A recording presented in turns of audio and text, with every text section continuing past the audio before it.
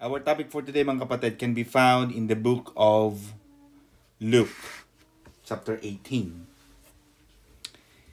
And this is about the parable of persistence prayer. I'm just going to share, because this is a Bible study, I would like to us to have an opportunity to share para mas maging maliwanag yung ating pag-aaral, mga kapatid. Now, in verse 18, mga kapatid, this was about the parable of persistent prayer.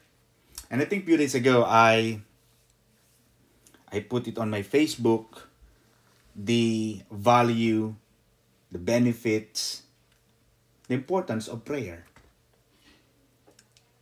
Sabi ko nga, mga kapatid, maraming mag-asawahan, maraming pamilya ang nagkasira-sira. Marahil.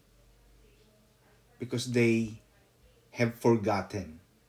They have forsaken the value and the benefits that the prayer can give. Mahalaga ang panalangin, mga kapatid. Hello? Okay. Now, it's important, mga kapatid, na tayo, mga kapatid, ay laging nananalangin. Importante yan, mga kapatid. At mismo si Jesus, he spoke about this. He even said yung isang talinhaga. Isinalaysay ni Jesus ang isang talinhaga upang ituro sa kanila na dapat silang laging manalangin at huwag mawala ng pag-asa. Kailangan daw lagi tayo nananalangin, mga kapatid, at hindi tayo nawawala ng pag-asa. Mahalaga yun. Kasi ang isang tao, mga kapatid, pagka yan ay nananalangin tapos wala naman palang inaasahan, walang pananampalataya, hindi panalangin yun eh. Mahina ang dating. And ang ibig sabihin dito ni Jesus, mga kapatid, ay hindi dapat lagi tayong pag nananalangin ay parang lagi tayo nakaluhod. May mga panalangin na hindi mo kailangan palagi nakaluhod. May mga panalangin na nagtatrabaho ka, Ate Ne, namamalansya ka, Sister Milen, naglalaba ka, Auntie Lita, you can pray. Kasi it's impossible to do the prayer na lagi nakapikit ang mata at nakaluhod ka. Hindi mo magagawa yung pray without ceasing. Yung panalangin walang batid. Kasi imposible. And the only way we can do that is to keep praying whatever we do. At ang sinasabi dito, mga kapatid, na gusto kong ihalin tulad sa inyo, mga kapatid, kapag ikaw ay nananalangin, mga kapatid ko, kailangan hindi ka nawawala ng pag-asa. Maganda yan, mga kapatid, na hindi tayo nawawalan ng pag-asa.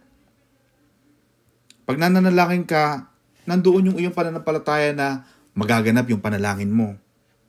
Amen ba? But sometimes, hindi marami sa mga Kristiyano, hindi na nananalangin because nawawalan na sila ng pag-asa. They no longer see the benefit of prayer because they lose heart. And that's the reason why perhaps Jesus was telling people na huwag kayong mawalan ng pag-asa kung kayo ay mananalangin. Mahirap manalangin, mga kapatid. Maraming tao ang nadi-discourage. Kaya mga tao, Kristiyano, hindi na nananalangin kahit kailangang manalangin. At mga kapatid, as you know, in London, we have developed a small group prayer chain.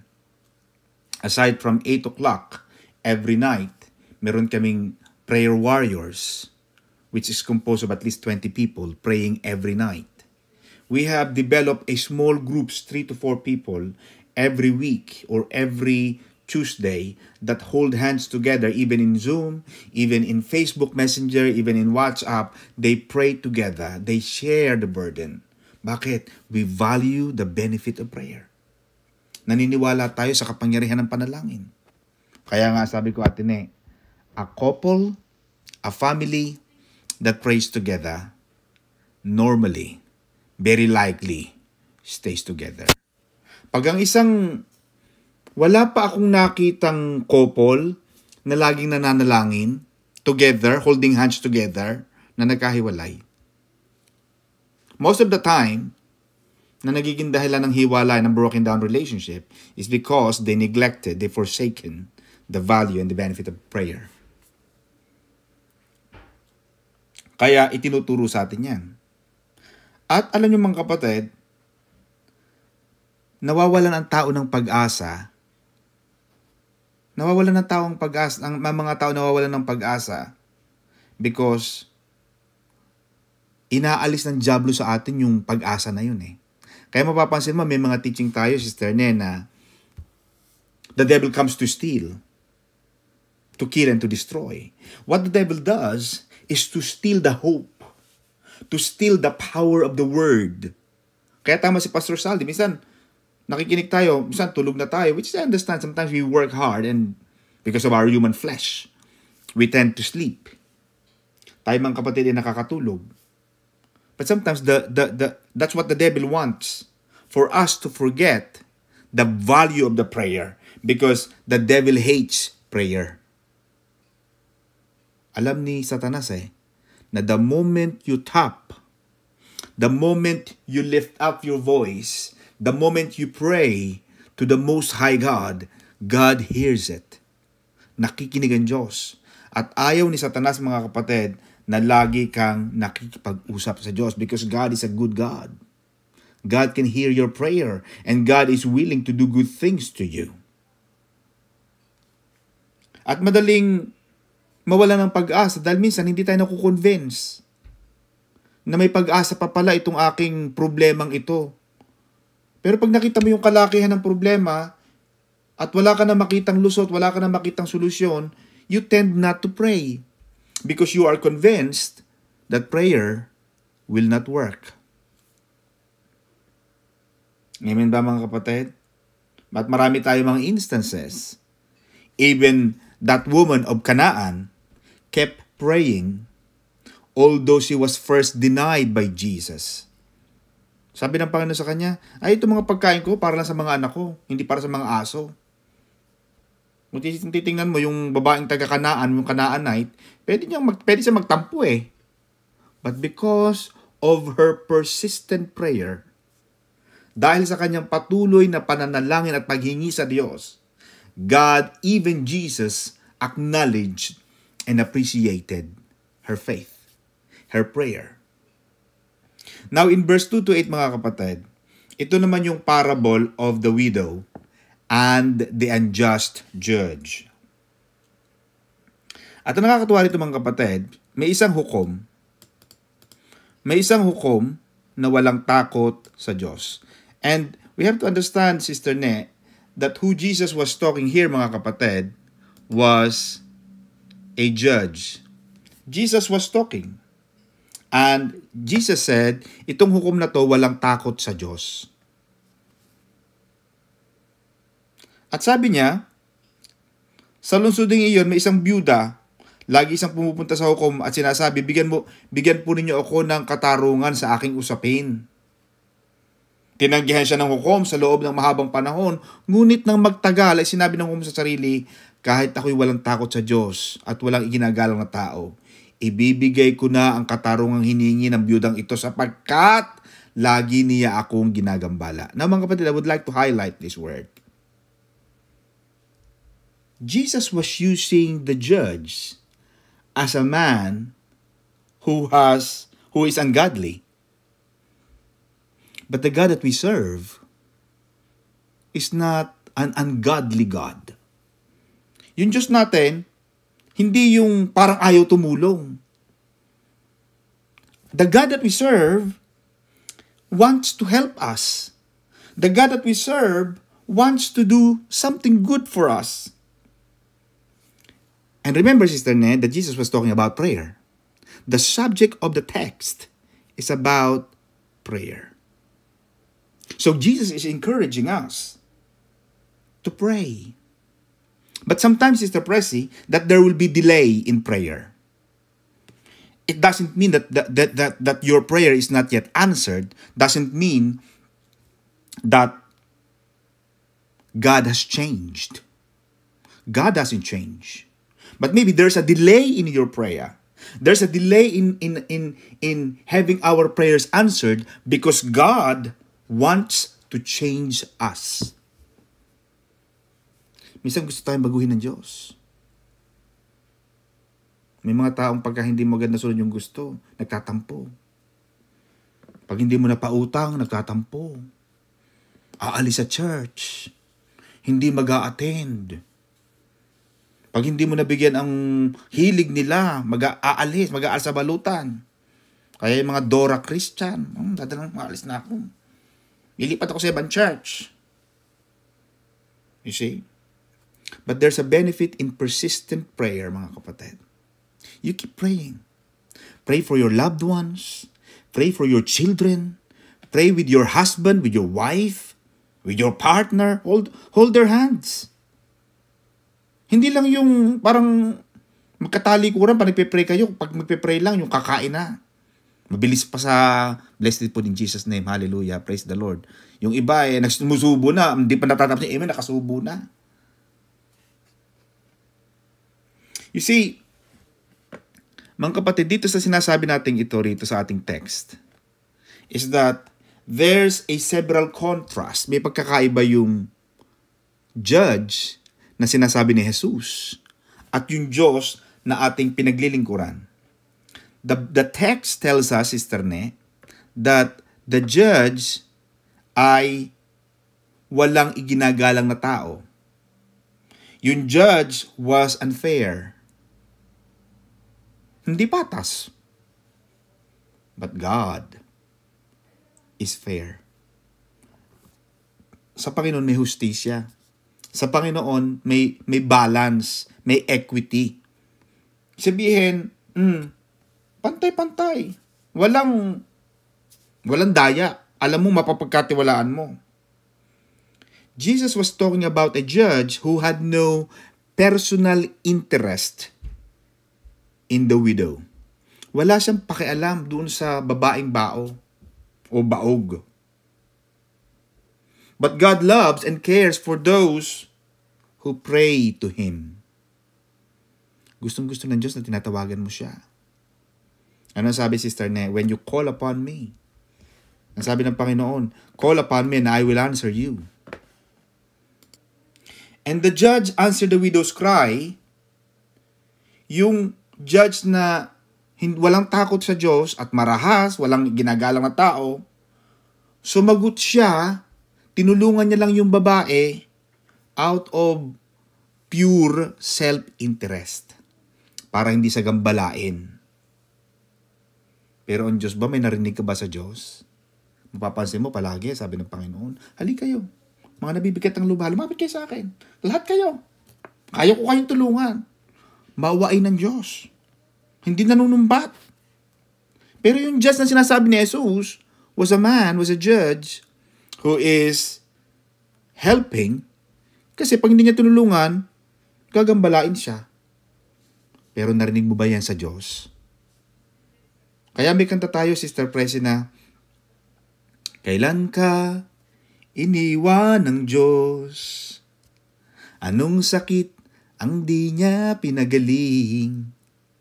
Anong problema ang di niya binigyan ng katugunan? Di ba't walang bagay na hihingin ka sa Diyos ang isusumbat niya sa'yo. Pero yung lalaking ginagamit ni Jesus na istorya sa kwento, na lalaki sa kwento natin na judge, ay isang judge na masama at walang pakialam doon sa babae. Now, let's go ahead mga kapatid. Ano pa sabi ito mga kapatid? Ngayon, ipagkakait kaya ng Diyos ang katarungan sa kanya mga hinirang na dumaraing sa kanya araw at gabi. Sabi ni Jesus, look at this one, Sister Presi. Ipagkakait kaya ng Diyos ang katarungan sa kanyang mga hinirang na dumaraing, nananalangin, Kaya minsan maganda pala rin si Sister Hiling. Matuto kang humiling mga kapatid. Kasi pag dumaing ka ng dumaing, Sister Elaine, sa Panginoon, hindi ipagkakait, hindi malayong ipagkait sa iyo ng Diyos. Hindi ka pagdadamutan ng Diyos. Yung katarungan, yung mga pagpapala, kasagutan ng iyong mga panalangin, hindi ipagkakait sa iyo ng Diyos. Sabi ng Panginoon Hindi niya ipagkakait ang mga dumaraing sa Kanya araw at gabi. Kaya kahit nasaan ka, pwede kang manalangin. Amen ba mga kapatid? Sila kaya'y paghihintayin niya ng matagal? Sabi ni Jesus. Parang may question of, hindi. Sinasabi ko sa inyo, agad niyang ibibigay sa kanila ang kanilang mga hinihingi. Pero Sister Ne, look at this. Ngunit sa pagbabalik ng anak ng tao, this is a question. May daratnan pa kaya siya mga taong may pananampalataya? Now, the subject of the text, Sister Pressy, was about prayer.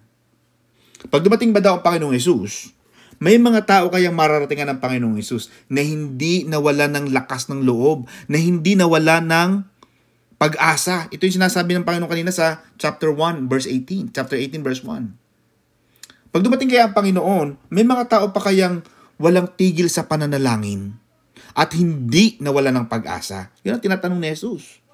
Could it be you? Ikaw ba ay ganon?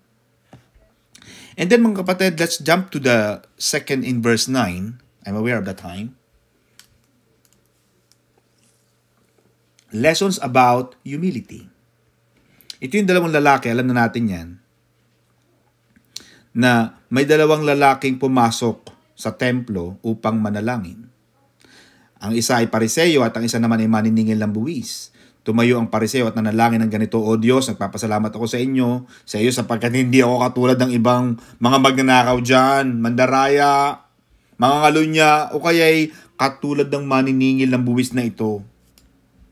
You see, nagmamalaki itong lalaki. Nagmamalaki siya. Mapagmalaki. Kinakausap niya ang kanyang sarili. Kasi minsan may mga tao na pag nananalangin, parang kinakausap niya ang sarili niya Nagmamalaki siya Kasi magaling ako Wala akong kasalanan Banal ako You see?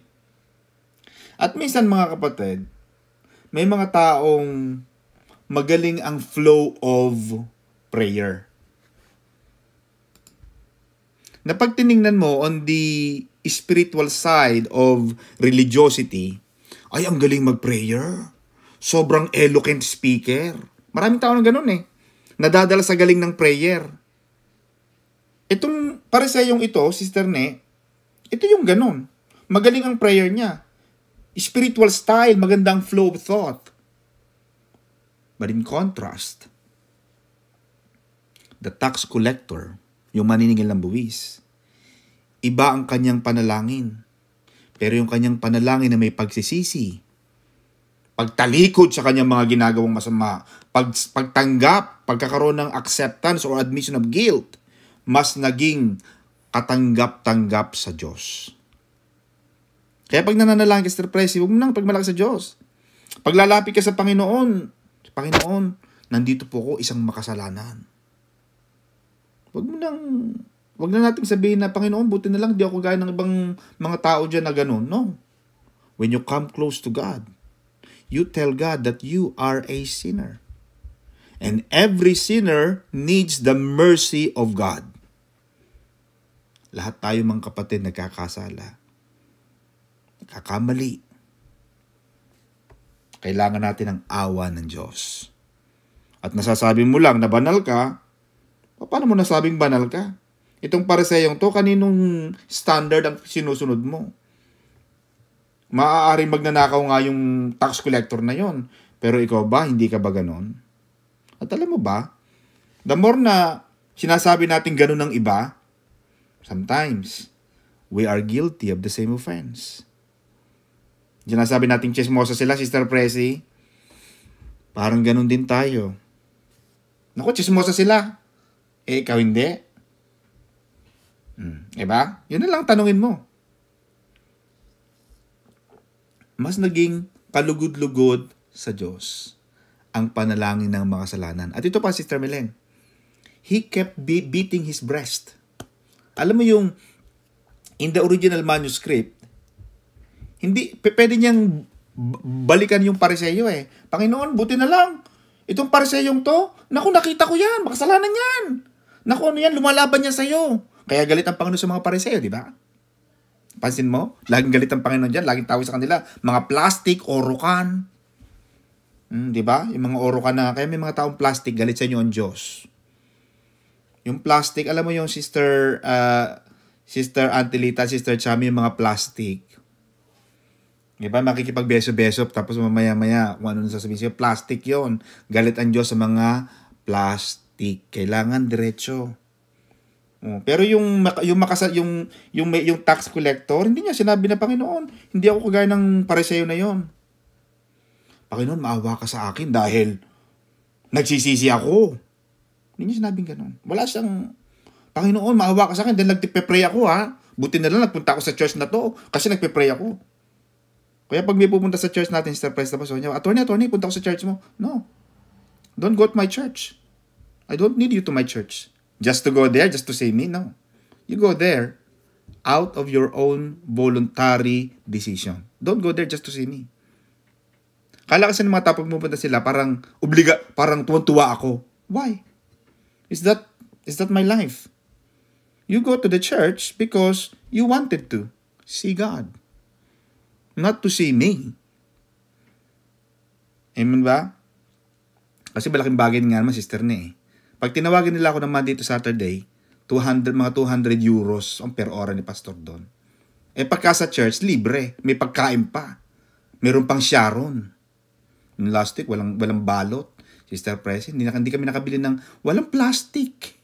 Kaya galit na galit ang mga, naku, bakit walang Sharon? Walang plastic, ang daming ulam. Hindi ka nagdala ng, kaya nabili na ako ng isang bultuhang mga pang plastic.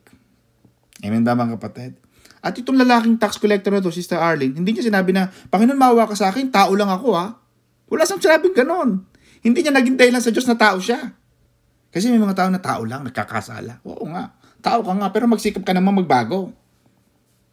Pero ang sabi ng lalaking ito, habang nananalangin siya, Sister Presi, dala niya ang buong katawan, ang kanyang kaluluwa, ang kanyang espiritu, he was saying the words, God, be merciful to me, a sinner.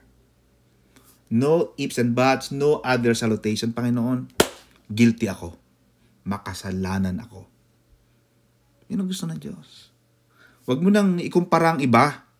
Huwag mo nang hanapin ang iba, mga kapatid. Amen ba? Kasi kailangan niya ng awa ng Diyos. Kailangan niya ng pagpapatawad ng Diyos. Ano ang sabi, Sister Presi? God resists the proud. Galit ang Panginoon sa mga matataas, matapobre. Galit ang Panginoon dyan. Kaya titingnan mo, Sister Melen, bakit hindi pinatawad ng Panginoon si Satanas? Pwede niyang patawarin si Satanas eh. Pero ang pinakagalit na galit ang Diyos, Sister Presi, yung mga hambog. Amen ba? Yung mga matataas, ang ihi. Yung kalami matitilos ang ulong. Nang pag nakita ka, parang titingnan ka, talagang from head to toe. Sabi ng Panginoon, but I give grace to the humble. Proverbs 3 verse 34. James chapter 4 verse 6. 1 Peter chapter 5 verse 5. Ayaw ng Panginoon ng mga mayayabang. Kaya pag uuwi ka, Sister Ne, huwag ka na magsusuot ng From Italia with Love. Sister Melen, huwag ka na magsusuot ng lahat ay mga Italian brand. Amen ba? Ayaw ng Panginoon ng gano'n. Maganda na yung, diba? Kaya makikita mo minsan, I think nagturo tayo mga few weeks ago. Pag ang kausap mo mahihirap, huwag mo nang ipagmalaki yung yaman mo. Mahirap ang kausap mo eh. Pag ang kausap mo, alam mo nang walang anak, sasabihan mo pa, ay wala kang anak? Bakit? Wala nang anak? Dapat ba bang, kasalanan ko bang wala akong anak? Gusto ko ba to? Ay wala kang boyfriend? Eh bakit? Naku, alam mo, ang boyfriend ko, ang tagal na namin. Nagyayabang eh. Di ba, Sister Ne? Ang kausap mo, wala. Dapat, hindi ka maging mayabang. Kasi lalabas na mayabang ka. Kasi nagmamalaki ka na. Amen ba mga kapatid? Yan. Kaya ayaw ng Panginoon ng mayabang. At ginamit ni Jesus in verse 15 to 17, ginamit ni Jesus mga kapatid ang mga bata. Nasaan yung ating... Gusto ko mga kapatid, meron tayong screen para medyo na napapag-aralan natin ng maayos. Ginamit ng Panginoon at binasbasan niya ang mga bata. Ginawang example ng Panginoon ang kababaan ng mga bata. Inilapit ng mga tao kay Jesus pati ang kanilang mga sanggol upang ipatong niya sa mga ito ang kanyang mga kamay. Nang ito'y makita ng mga alagad, sinaway sila ng mga tao. Sinaway nila ang mga tao. Ngunit tinawag ni Jesus ang mga bata at sinabi, hayaan ninyong lumapit sa akin ng mga bata. Huwag ninyong pagbawalan sapagkat para sa katulad nila ang kaharian ng Diyos. You see? Gusto ng Panginoon, wala tayong muwang sa paggawa ng masama. Wala tayong muwang sa paggawa ng hindi maganda sa kapwa. Yan, ganoon ng mga bata, walang mali siya. Amen ba? Pag nagalit, magdaling nawawala. Ang mga bata, di ba? Mamaya, di nag-uusap. So, mamaya, ano ginagawa mo dyan? Pero yung matatanda, naku, ang tagal mawala ang galit. Taon na ang binilang, dekada na, siglo na, magkakandamatay-matay na, hanggang sa kamatayan, galit pa rin sa isa't isa. Ano nangyari sa inyo? Kaya sabi ng Panginoon, para sa kanila ang kaharian ng Diyos. Kaya kayo maging kagaya tayo ng mga bata. Madaling lumapit sa Diyos. Mga bata, pag pinakanta mo ng, kakanta yan. Kahit anong suot nila, kakanta yan. Kahit anong style nila, sasayaw yan sa Diyos. Magtataas ng kamay. O sige, close open. O sige, praise the Lord. Praise the Lord.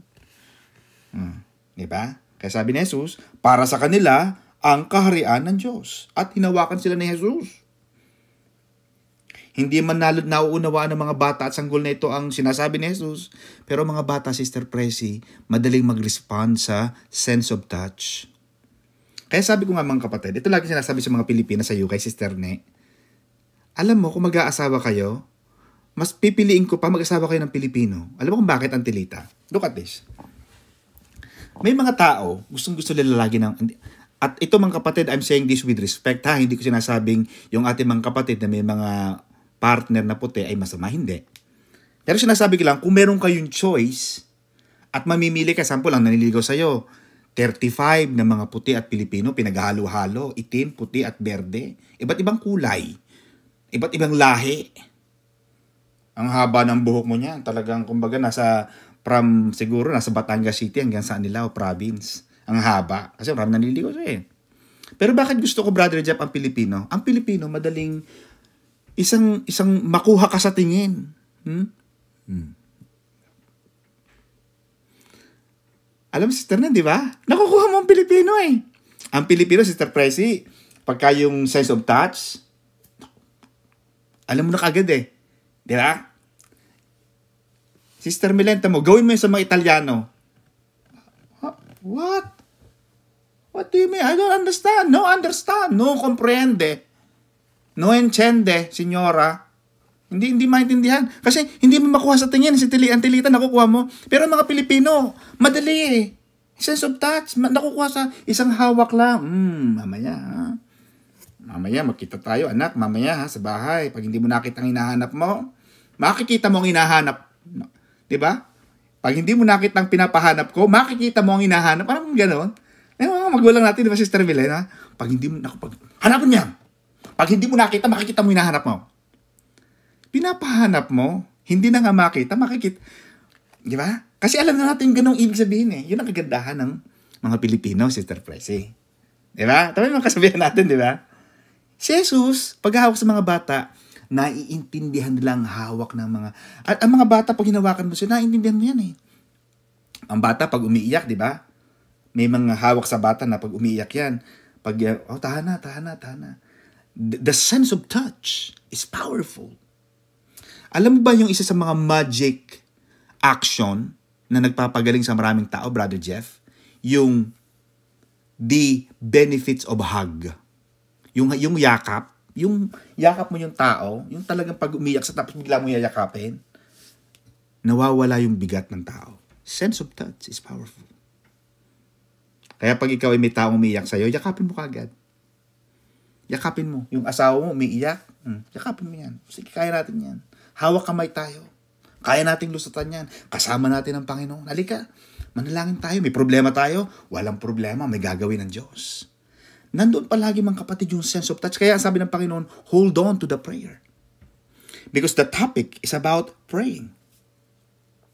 Amen mga kapatid? Ano pa ang sabi dito? Kapatuloy tayo. Mga kapatid, I'm aware of the time. But now mga kapatid, then Jesus went on to yung lalaking mayaman. Yung lalaking mayaman, alam na natin yung nangyari. Ang sabi ng lalaking mayaman, ang lahat pong mga kautusan, ang lahat pong yaan, yung mga kautusan, ay nagawa ko na.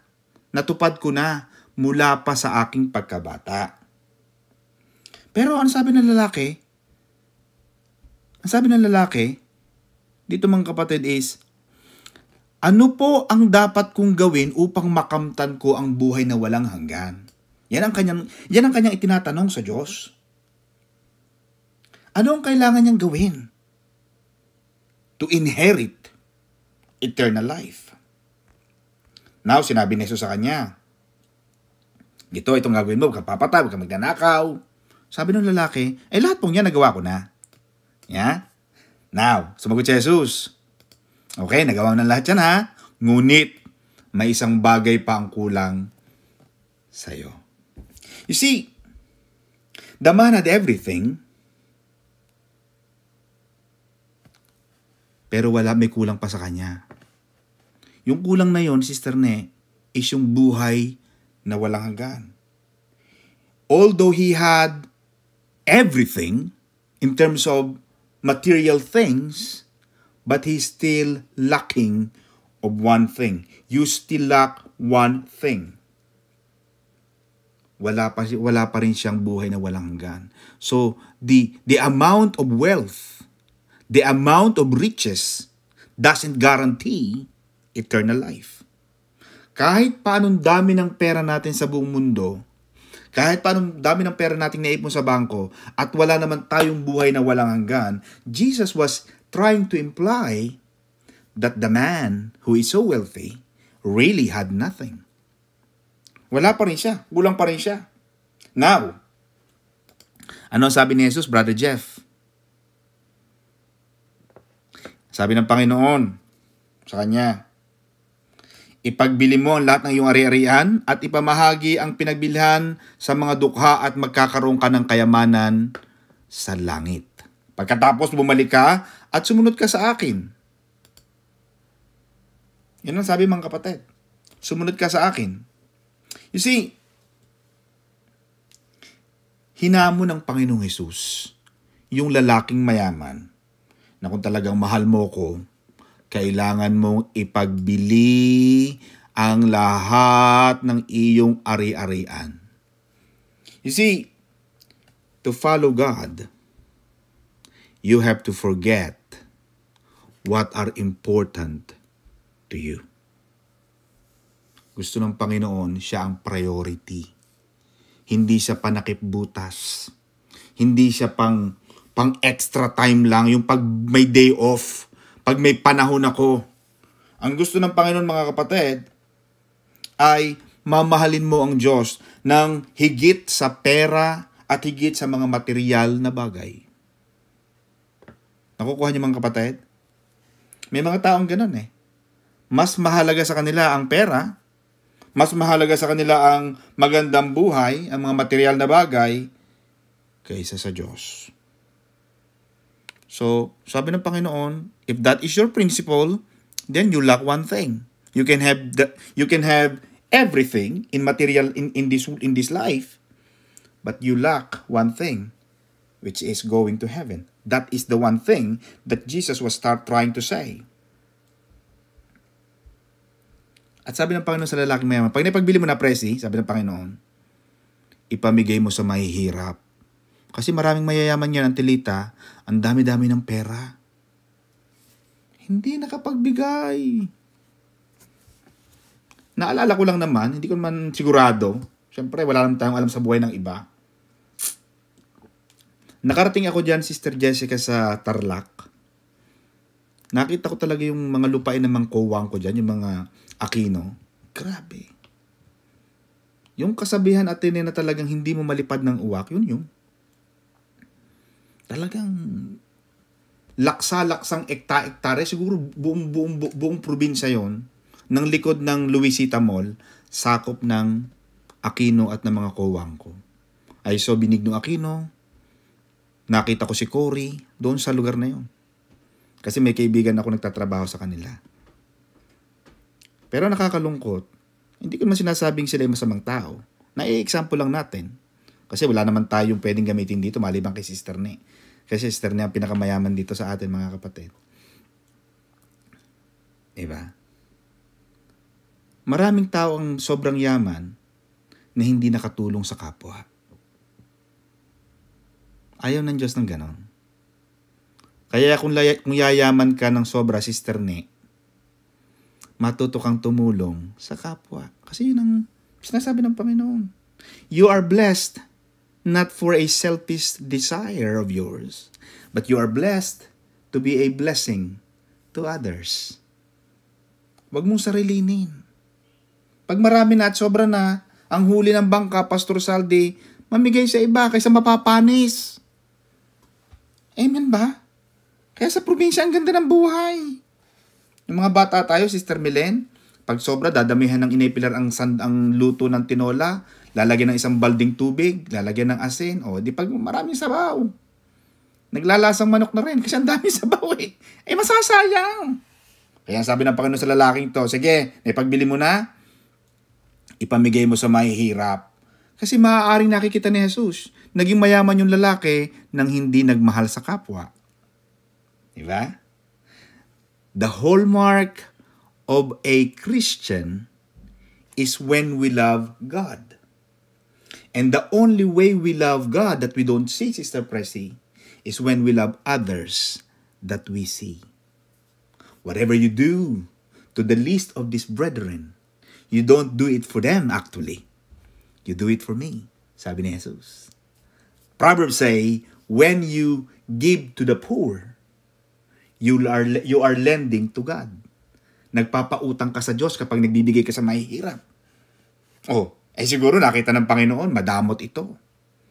Kaya mga kapatid, pag mag-aasawa kayo, mga dalaga pa dyan, mag-aasawa kayo, huwag kayong hahanap ng bagkat, huwag kayong hahanap ng mga kuripot, huwag kayong hahanap ng mga mapoknat.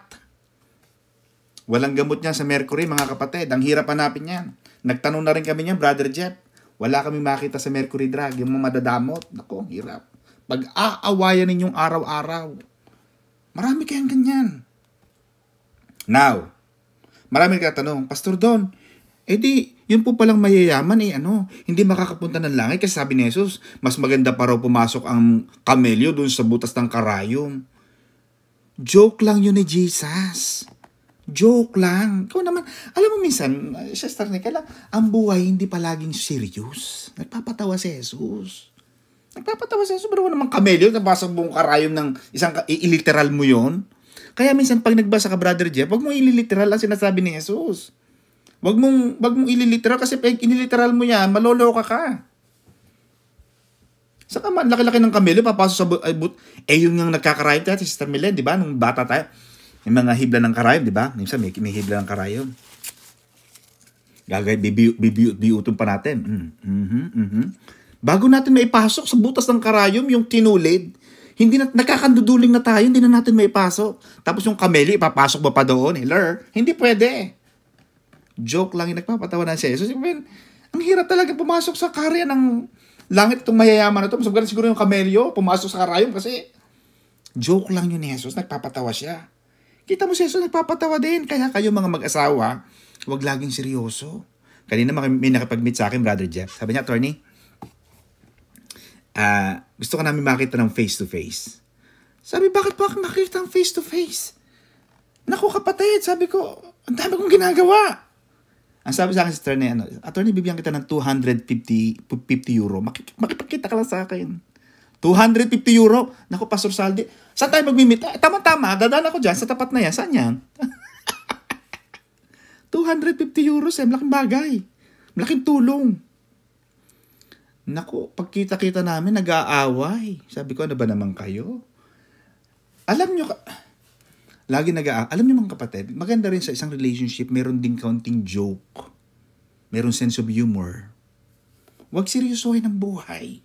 Napakaikli ng buhay para malungkot at laging magtalo. Amen ba? Kayo mga kababaihan, huwag laging...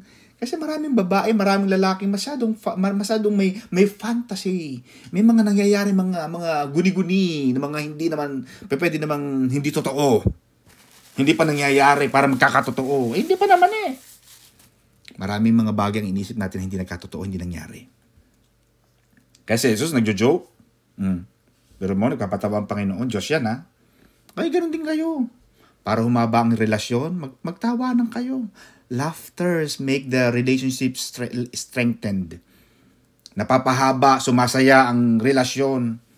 Amen ba? Kaya kayo, Ate Milen, si Kuya Dick, tsaka si Antine, magkasama kayo araw at gabi.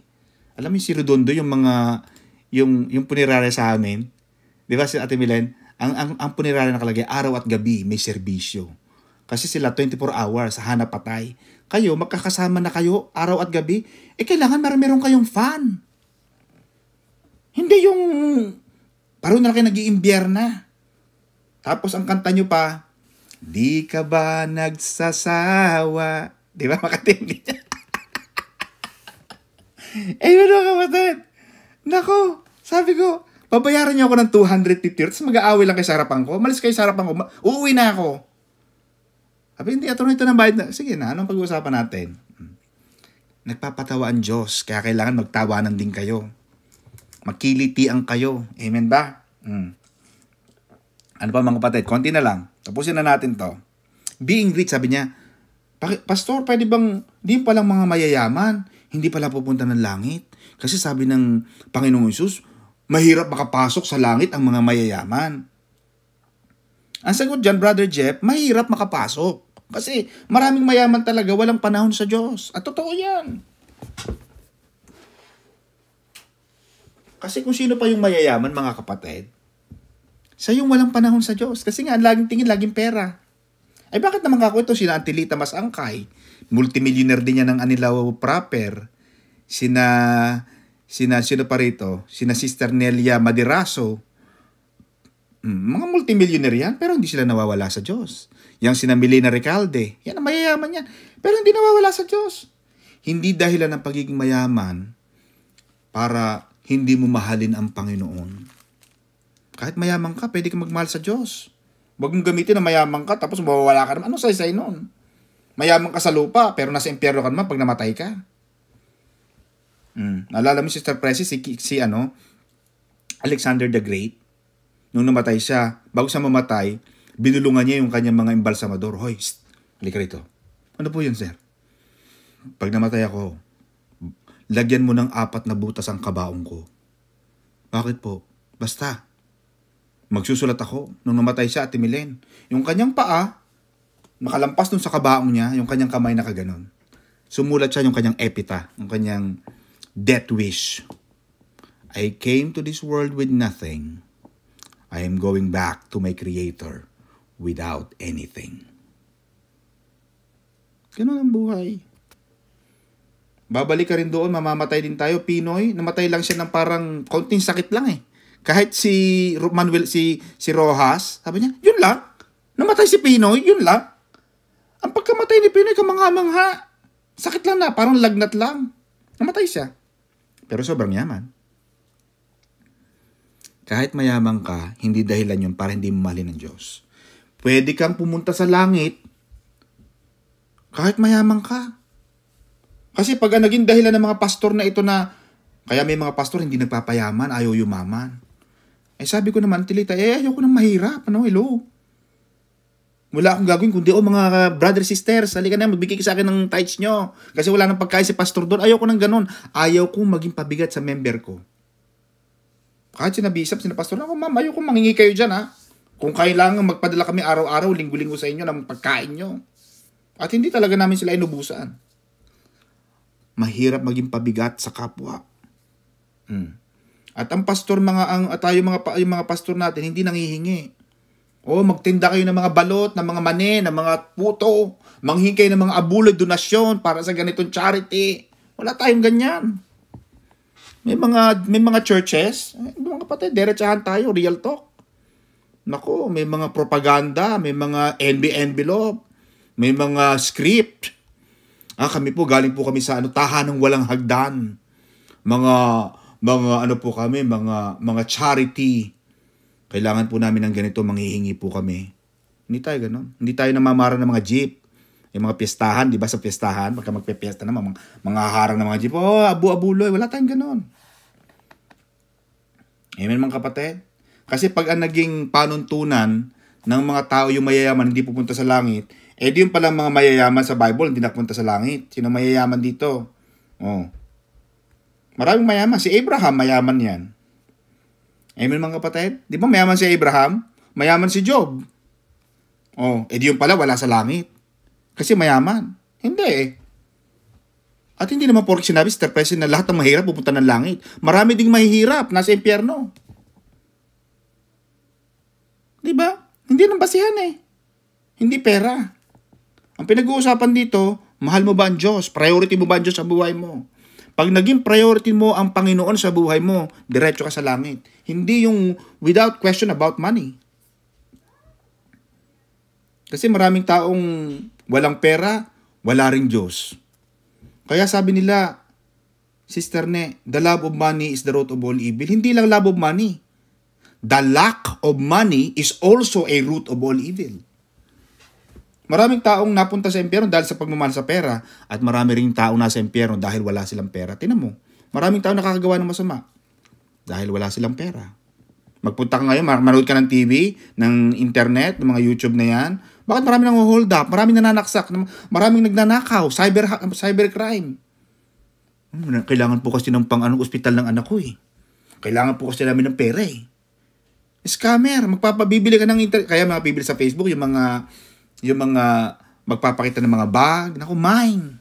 Kaya na yan. Papakitaan ka ng resibo. Marami nagkakanai-scam. Pag nahuli ng pulis, nahuli na aresto na sila, naghihirap daw sila kasi kailangan daw. Ang sagot ko dyan natin hindi mo kailangan gumawa ng masama dahil mahirap ka. May mga tao kasi, magnanakaw ako dahil mahirap ako Hindi. Kahit mahirap tayo, maging mabuti ang pagkatao mo. Magtrabaho.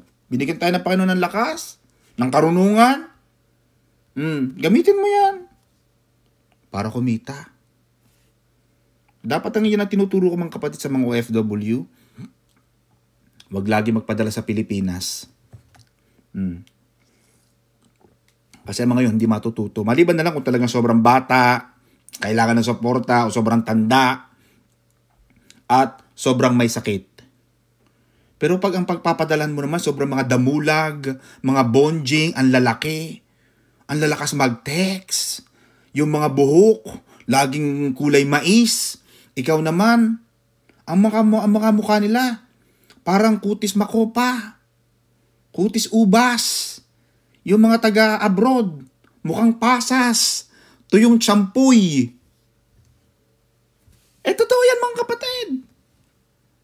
Yung mga susundo ngayon sa airport, ang tilita, amang kamay. Meron silang ang kamay nila, ang gaganda ng kuko. Bagong manicure, bagong pedicure. Yung mga galing abroad, kuko ng agila, kuko ng luya, ang mga binti, ang dami mga ugat. Yung mga taga-Pilipinas, walang ugat. Anong ugat? Wala. Kompleto ang tulog. 8 hours sleep, no hello. Beauty rest. Yung mga nasa abroad, walang rest. Restless. Yung mga nasa Pilipinas, ang mga buhok relax na relax. Yung mga nasa abroad, ang mga buhok parang mga kawad, parang mga alambre sa titigas, hindi na nakakaligo. Totoo yan mga kapatid. Magdiretsahan tayo. Bakit? Kasi ang dami mong padala. Kaya pag umuwi, Wala nakaipon. Sino nakaipon? Ikaw hindi ka nakaipon, hindi rin ako nakaipon siya. Paano na? Oh. Bakit? Tinuruan natin. So, sobrang dami nating magbigay ng pera. Kaya kailangan SF din mga kapatid pag may time. Pinapatawa ko lang kayo, pero totoo yun, di ba? Now, ano sabi ni Apostol Pablo mga kapatid?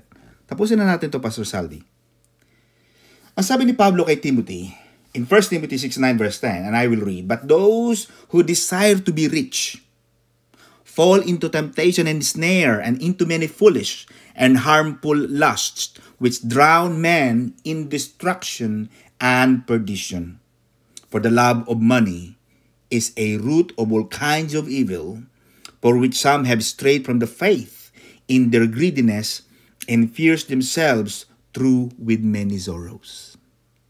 Yung maraming pera, minsan yan na nakakatakot, nalulungkot. Naku, paano ko uuwi ng Bagalangit ngayon? Napakarami ko ng pera, alam na ng mga tao, kaya minsan natin, huwag ka magsusuot ng magaganda. Dapat magsuot ka ng mga butas-butas.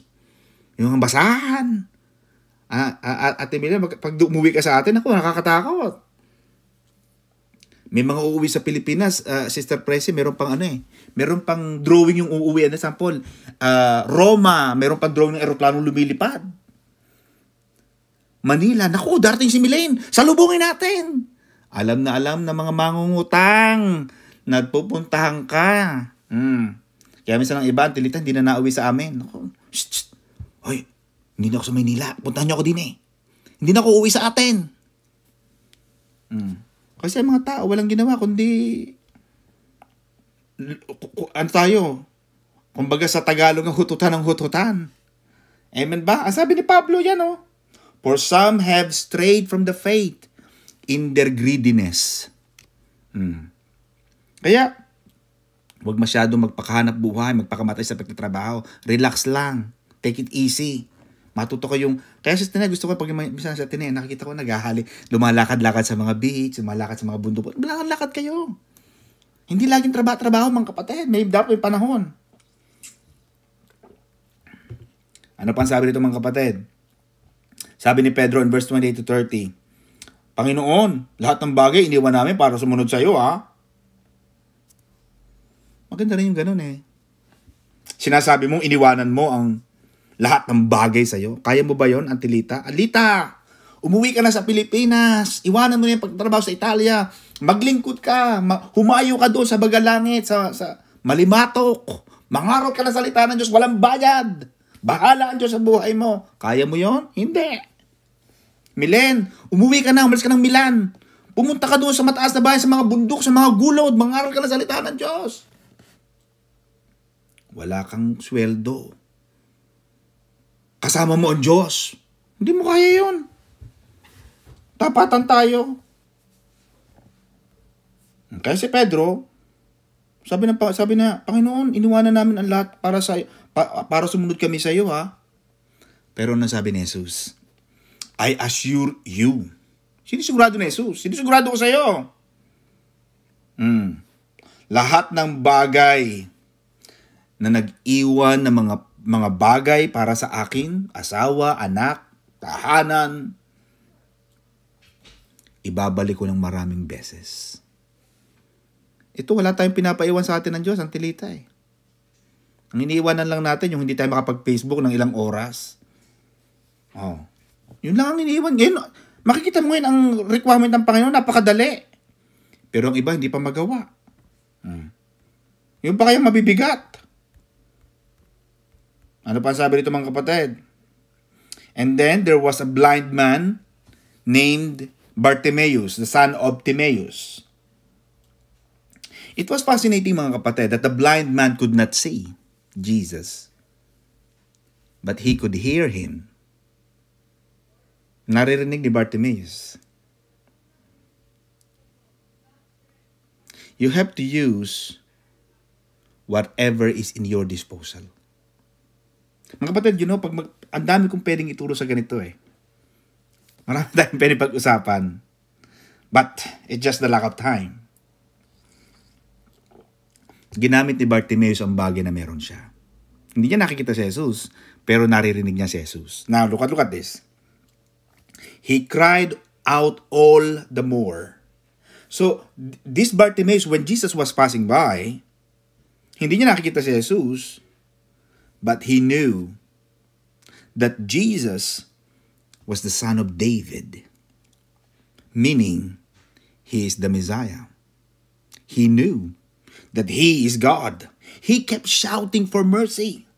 Panginoon! Panginoon! Maawa ka sa akin! You see? You see, pag ikaw ay tumawag na sa Panginoon, Sister Mercy, Sister Pressy, pag tumawag ka na sa Panginoon, nang sumisigaw ka, nagmamakaawa ka na, pwedeng lampasan na Jesus yun eh. Pero kailangan ni Bartimaeus ng awa ng Diyos. Hindi niya inisip na may utang sa kanya ang Diyos. Kasi walang utang sa atin ang Diyos. Na parang, ay Panginoon, pagalingin mo ako ha.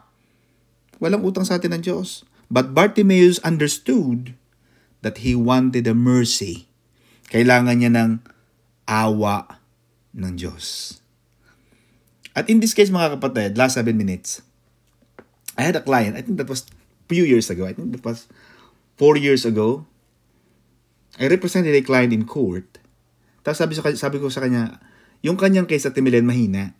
Alam kong mahina. Para matatalo siya. Natapos na yung hearing, sabi ko sa ka-client ko, halika rito. Bumalik ka sa court. Pumasok ka uli. Bakit po, attorney? Kausapin mo yung judge. Sabihin mo sa judge ganito. Pumasok nga uli sa judge. Kasi alam ko talo. Ramdam mo naman yan eh. Sa court kasi atin, hindi ka sinasabi na judge na panalo ka o talo ka. Hindi ka sasabihin niya, I will reserve my decision. You have to wait for 2 to 3 weeks.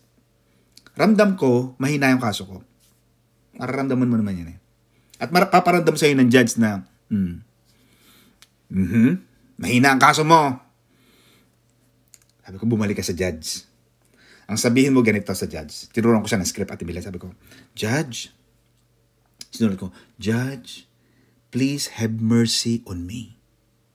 Kasi ang kinukuha namin anak niya, matanda na. Over 18 na. Kasi pag ang bata nag-over 18, hindi mo na makukuha. Sabi ko, makiusap ka sa judge. Kilala ko yung judge na yan. Malambot ang puso niyan. Alam mo, nakipag-usap sa judge, masok nga siya. Sabi niya, Judge, please. Nakikita ko sa butas ng sabi niya, Judge, please. I want to see my daughter. I really miss her over, for many years. I've been working here, I want to bring her to the UK because my husband left us, she was deprived of her father, blah blah blah. Alam mo, siguro mga ilang minuto siya, nakikita ko rin yung judge, parang naantig yung puso niya. Alam mo, nung pagbigay ng desisyon ng judge, panalo kami. You see, what I'm trying to say, mga kapatid, kailangan mong makuha ang atensyon ng Diyos. You need to ask God for mercy. Kailangan humingi ka ng awa sa Diyos. Alam ni Bartimaeus na si Jesus lang makakapagbigay sa kanya ng kanyang kagalingan. Jesus, bagamat maraming sumusunod kay Jesus, Sister Pressy, because Jesus was a superstar. But at the shout of Bartimaeus, who could not see, Jesus! Tawa ka sa akin, Panginoon! This is my last chance to be with you, to see you. Panginoon, pag hindi pa kita nakuha ko ang attention ngayon, baka hindi na kita marinig na muli. He was blind. But he was shouting out loud. And even the disciples were telling him to shut up. But the more people shut him up, the more he kept shouting out loud, to get the attention of Jesus. The Bible tells us, Jesus stood still. Tumigil si Jesus because he heard the shout. Mahalaga yung persistence eh. Kaya pag nananalangin kayo mga kapatid, hindi lang isang beses. Hindi, panalangin ko na yan eh. Kaya lagi mong bubuuin yun, Sister Pressy, yung push. Push. Pray for P. U until S start H happening. Pray until something happens. Pray until something happens. Pag nabuo mo yung apat na yun, wala pa nangyayari. Sige, keep going. kay praying. Kasi ginawa na ng Panginoong halimbawa yung judge. Na itong babaeng baong to, wala tong gagawin kundi kulitin ako ng kulitin. Hindi ko sinasabi maging kulitis ka. Pero alam mo yung pagiging kulitis at minsan may napupuntahan. Naku, Panginoon, sinabi mo sa Luke chapter 18, pag bumalik ang bulok sa'yo, Panginoon, yung asawa ko hindi pa ligtas, Panginoon, yung anak ko hindi pa nakakakilala sa'yo, Panginoon, please.